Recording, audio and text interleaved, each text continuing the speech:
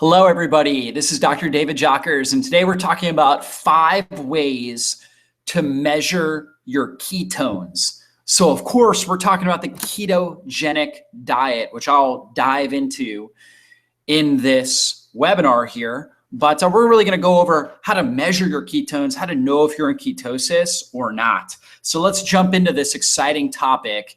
And before we do that, though, I really want to go over who I am. If you're new to my presentations and my YouTube videos, but I'm a natural health doctor. I speak all around the world at churches, businesses, various organizations. I'm in a lot of online health summits, and I've created a specialty in really helping human performance, helping people have more energy, helping people age more successfully, better brain function. And in particular, one of the things I use is the ketogenic diet, which we're going to go through today. And also you can see my wife and my beautiful baby boys, David and Joshua. That's my family.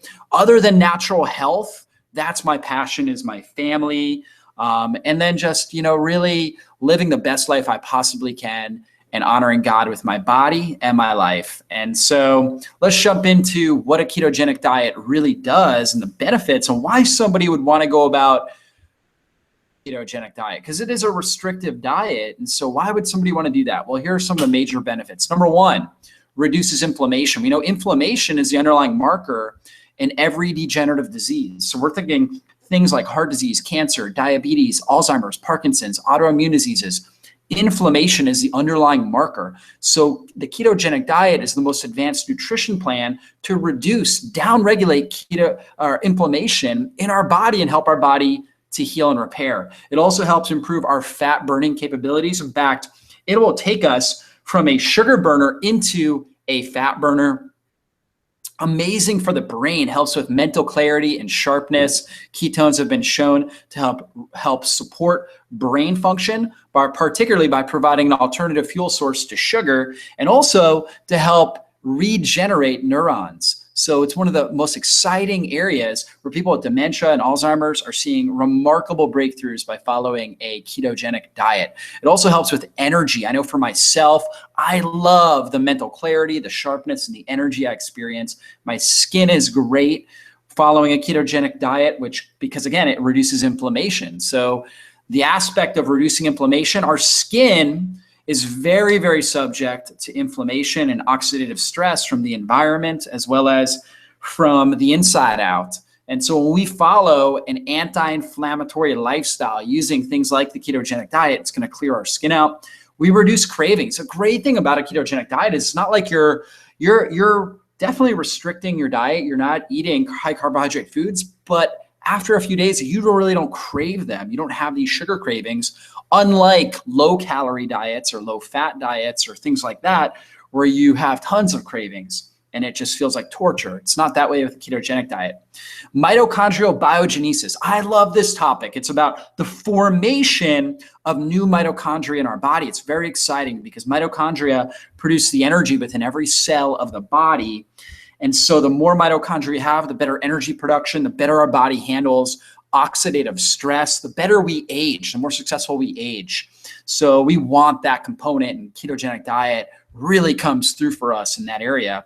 Of course, anti-aging, reduced risk of chronic disease. So let's jump in a little bit more to this topic, and we see, what does a typical plate look like for somebody on a ketogenic diet when they're eating? Well, it should be very low carb, about 5% of your carbs. Now, a lot of people, they think that means fiber as well as sugar and starch, but actually it doesn't include fiber. Fiber is undigestible. So we use a term called net carbohydrates. That means total carbs minus fiber. So if something has 10 carbs, but 5 grams of fiber, then it would have 5 grams of net carbs. Carbohydrates, there is 4 calories per carbohydrate. So if you had 5 net carbs, it would be about 20 overall calories coming from those carbs. Protein is also 4 calories.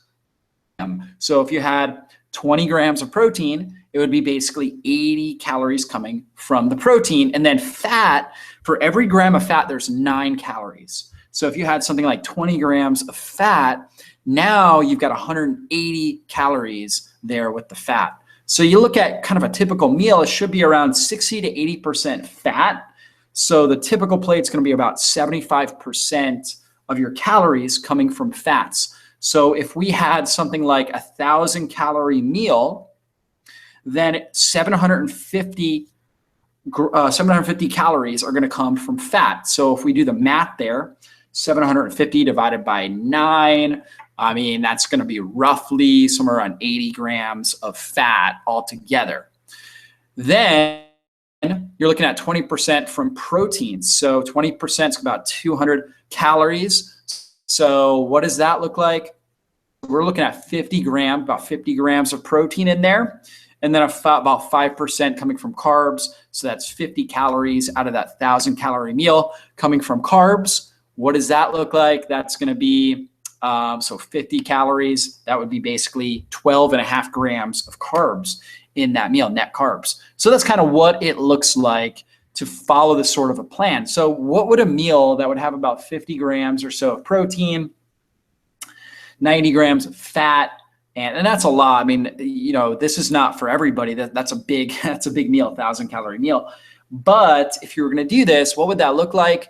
It's going to look like a big salad, okay, or steamed vegetables such as broccoli, cauliflower, things like that, with a whole bunch of grass-fed butter, maybe like 3 or 4 tablespoons of grass-fed butter melted on it. Let's say wild-caught salmon, which is lean, lots of protein in there. Nice big 6-ounce wild-caught salmon. Cooked in coconut oil. You drizzle the coconut oil on top afterwards. You put an extra tablespoon of coconut oil on, and you eat a meal like that. And that's basically going to do it. So you got tons of vegetables in there with good fiber, lots of fat on there. You have a big piece of healthy protein and lots of good fats on the protein. Put herbs on everything, squeeze fresh lemon, good stuff like that.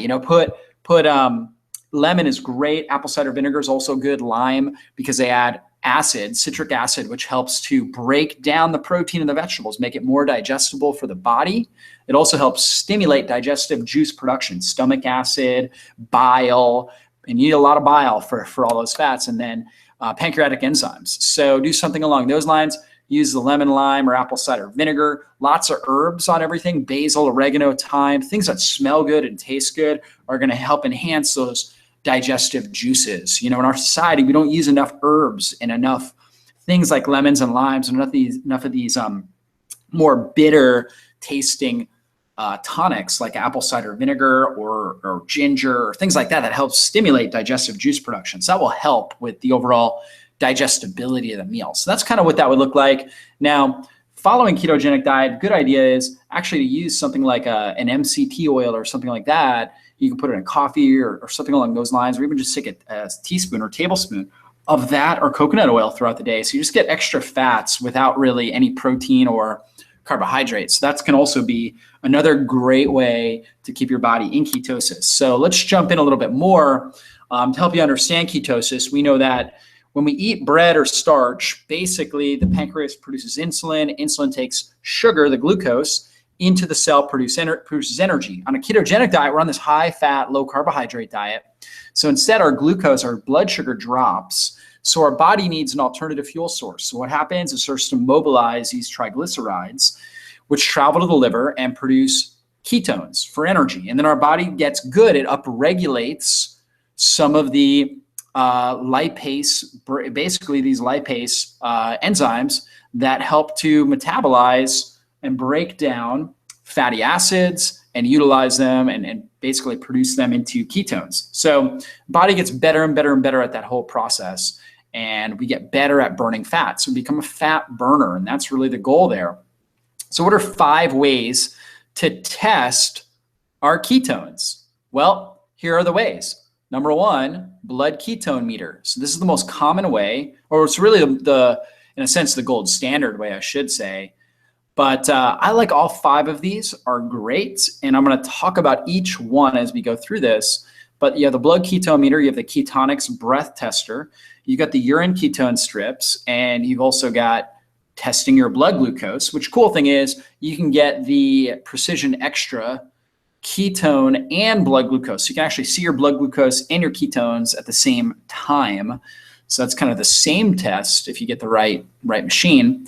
And then also checking how you feel. There's a certain level of just amazing feeling that you feel when you're in ketosis. So let's look a little bit more at ketosis, and we see that we've got 3 different types of ketones. We've got acetone, acetoacetic acid, and beta-hydroxybutyric acid, which is not technically a ketone. However, because a ketone technically, it wouldn't have 2 of these hydroxy groups on it. So it's not technically, but it acts like a ketone in the body. So acetone, that actually comes out in our breath. So a lot of people will notice kind of this fruity type of smell when they get into ketosis. And big thing that I recommend is drinking herbal teas and using things like parsley, which can really help with reducing that sort of fruity ketone breath. I mean, that's what I do personally. I'll use things like that. Peppermint tea can be really good.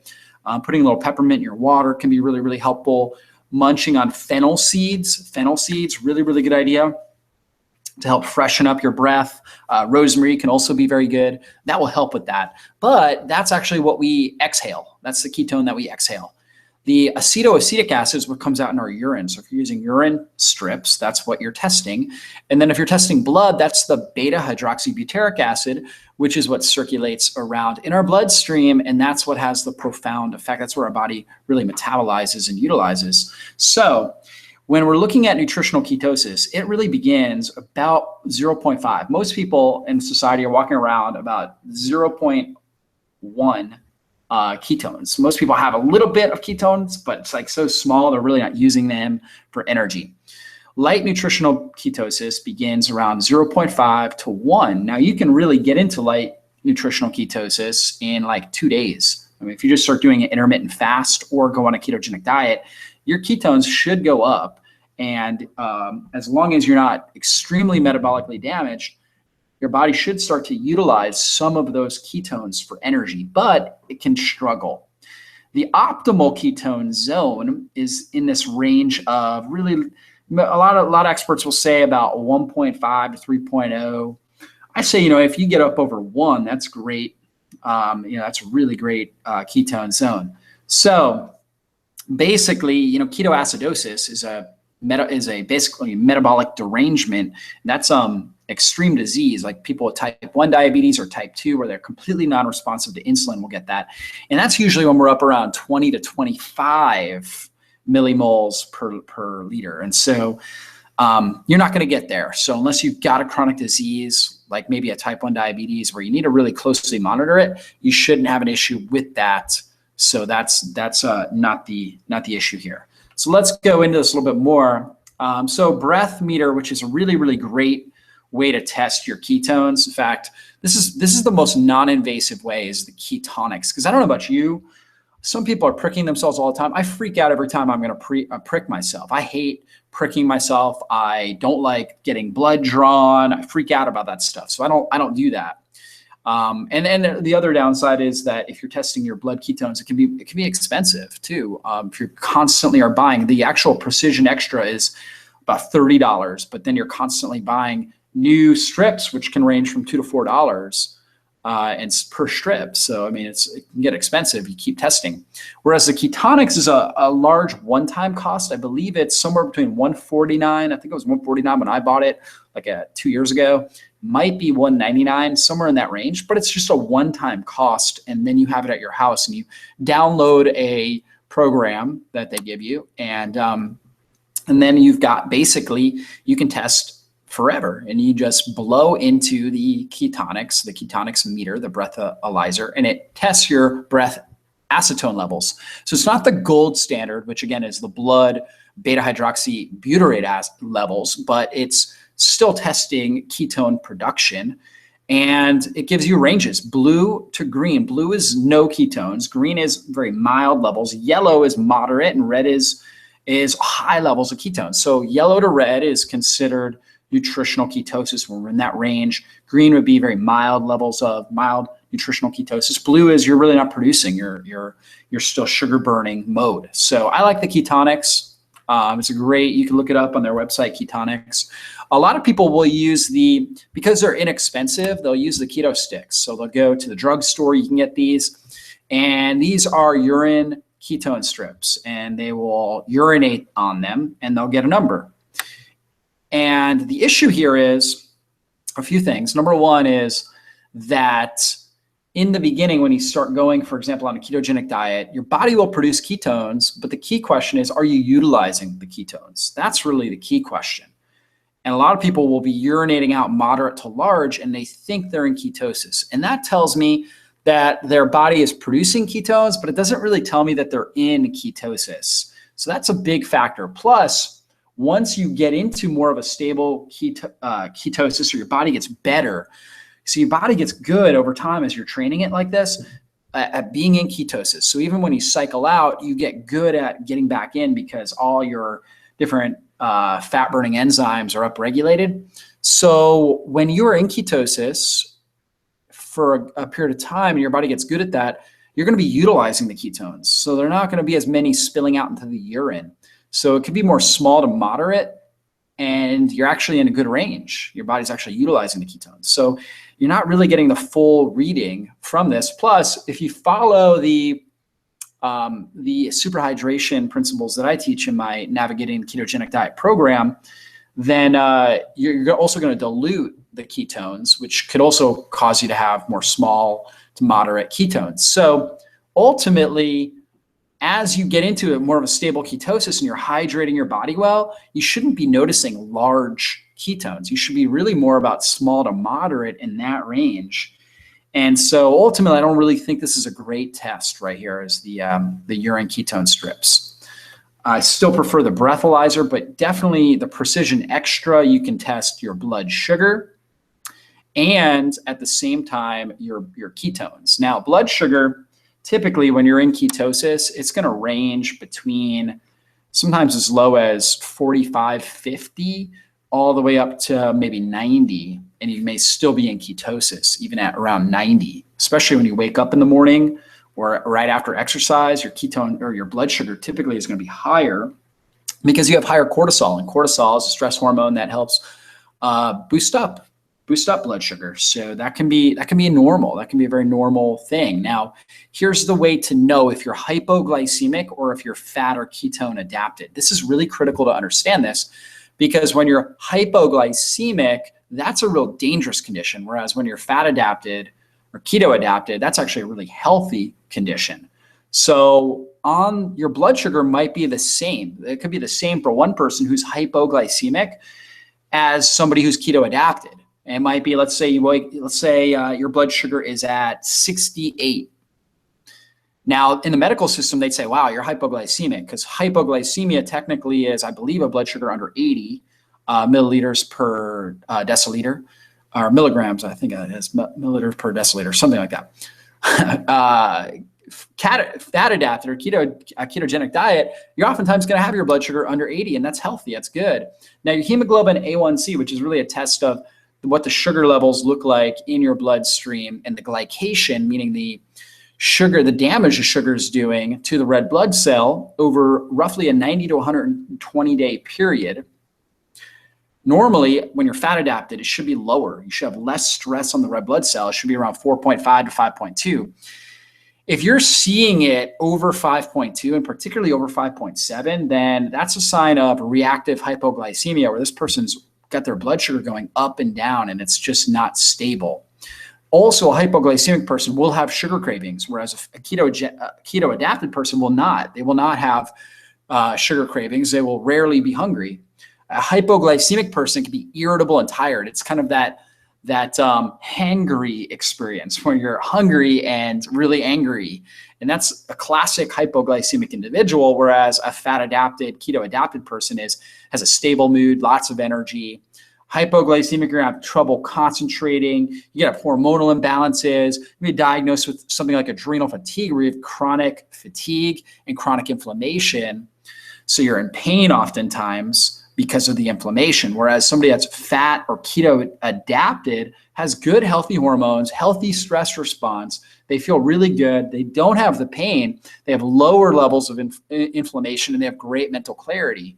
So that's really the key there. I mean, people that feel great, for example, when they're fasting or doing a food fast, drinking lots of water, but doing a food fast, that's more of a keto adapted person. Whereas somebody that's really struggling during the fast, really tired, inflamed, emotional, just feels tanked, can't really get up and do anything. That's somebody that's classically hypoglycemic. And that's somebody that's not fat adapted and really shouldn't be doing a fast during that period of time because their body's just not healthy enough for it. So that's very important to remember right here. So 5 ways to test your ketones. Blood ketone meter, also, that precision extra, which goes along with the blood glucose, so you can look at your blood sugar and your ketones at the same time. Breath testing, which is my favorite way, the ketonics. Urine strips, which, like I was saying, was really not a good way. Checking how you feel. And this is something that, like, once you're trained in this, you'll know how you feel. Like, I've been in and out of ketosis enough to know the feeling that I experience. I feel really good, very mentally alert. I feel just awesome when I'm in ketosis as opposed to when I'm hypoglycemic or when my blood sugar is really low. I don't feel as good. And so, or if my blood sugar is high, I don't feel as good either. So you'll get to know that over time. So it's good to use one of these measures like a blood ketone meter or breath test early on. The blood glucose, which is inexpensive. So that's less expensive doing the glucose strips and the ketone strips. That's really the difference there. It's the same meter, it's just different strips. The ketone strips cost more than the blood glucose strips. So any one of those works great. And that's a great way to kind of get started to know that you're in ketosis. Your body will produce the ketones. The question is, are you using the ketones? So really focusing on how you're feeling as you get going with this. That's very important. And it's really recommended to start using the blood ketone meter and then switching maybe over to the breath test as you get more and more familiar with this, so you can really chart out your ketones. And the cool thing about the ketonics is that you can test all the time. It's not like you're pricking your blood. So you can test every hour if you want to and really see what your levels look like. And you're just going to compare them to, in a sense, in the beginning, you compare them to what you're seeing on the blood ketone meter. And then you'll start to know what your body looks like when it's in ketosis, what the ketone levels look like, what the ketonics is measuring, how you're feeling, and you link all those things together. So that's really the key step here with measuring your ketones, knowing that you're going to be in ketosis. So, why, again, would we want to be in ketosis? We want to help burn fat, build lean body tissue. We want to improve our mental focus and concentration, improve our blood sugar stability, reduce inflammation and pain, and reduce our risk of chronic disease. It's a powerful diet and a powerful lifestyle strategy to improve our health. And if you want help with that, I have an online program. It's called the Navigating the Ketogenic Diet course, where I give you tons of information, just like I'm giving you here in this video. And this is actually the program right here you're looking at. It's all online. It's all digital.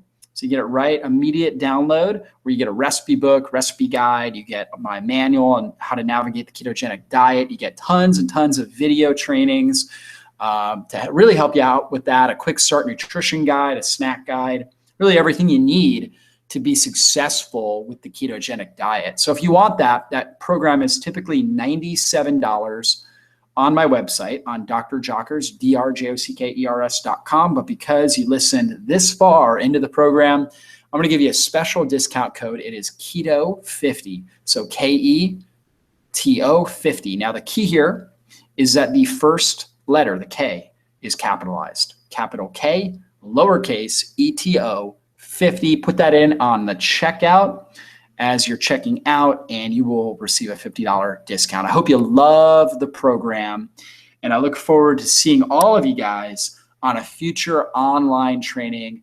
God bless everybody. Really hope you guys have an awesome day and just a wonderful weekend, and really start applying some of the strategies we've been teaching.